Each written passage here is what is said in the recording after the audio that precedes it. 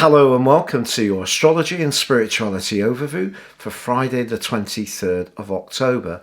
The moon's been making its passage through the sign of Capricorn, and of course in so doing has passed over initially Jupiter and then the more transformational energies of Pluto and then Saturn.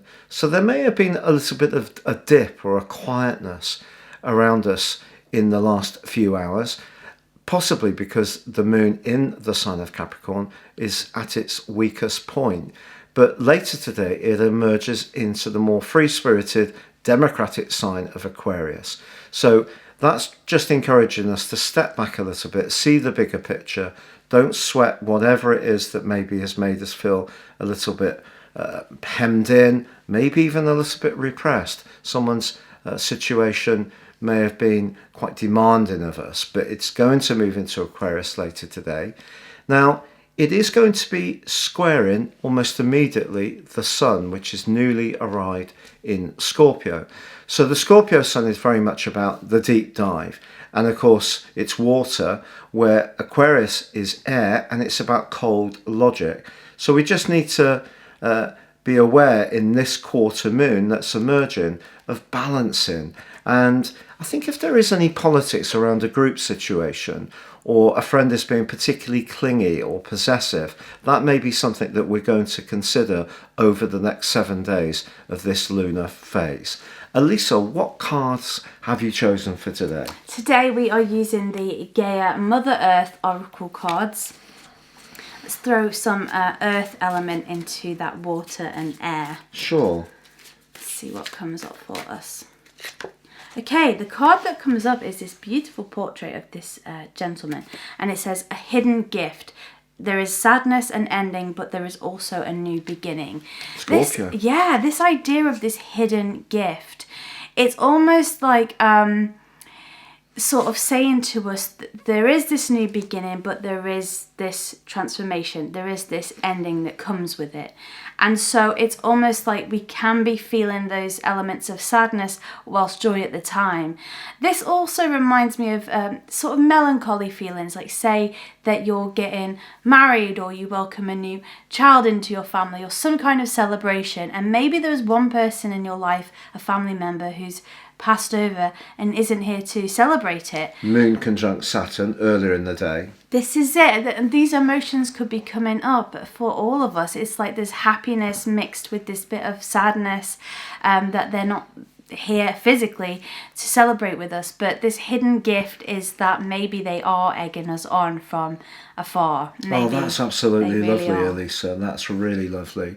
Do you feel, please share your thoughts with us. Do you feel that you're still connected to people that were very important in the physical plane who are no longer with you in this world? Do you still feel connected to them? I had a cat, Ted, who I've had 3 cats that are very important to me, Nelson, Bill and Ted. And there was a brief visitor called David, who I also love, but he was a visitor. But Ted had 3 legs for the last 6 years of his life. He had a tragic road accident. But he was just such an incredible being, and I just can feel his energy. When we're away from astral towns and we come back, I feel Ted's really, really wanting to connect with me again. And of course, that's also true of my mum and also my dad and some of my aunts and uncles. Do you have that connection with people on the other side? Do you feel that with your gran? Oh, definitely. Especially in times of when I'm feeling a bit uncertain or I'm not quite sure how things are going to pan out. I always see a little message that I think, that's from her. And you miss her terribly. Oh, I miss her so much. She was like your best She was my friend. best buddy. We used to go on holidays together, and I miss her as a She used friend. to let you take the odd draught of beer, I believe. Yes, a few sips of the old alcohol, but all in good measure. But no, Plenty. plentiful. But yeah, I definitely miss her, but I definitely think that she is still around, and I wouldn't have really necessarily thought that before I lost her, because I'd never really lost anyone that close to me before her. So that was a new experience for me. The interesting thing about what you're saying with the cards is that I think we can have sort of layers of emotions going on at the same time that are actually very different. We don't all have our emotions going in all one direction all of the time. Sometimes we might have days where it just really flows and we're on top form. But very often I feel that I can have multiple different emotions that I'm processing.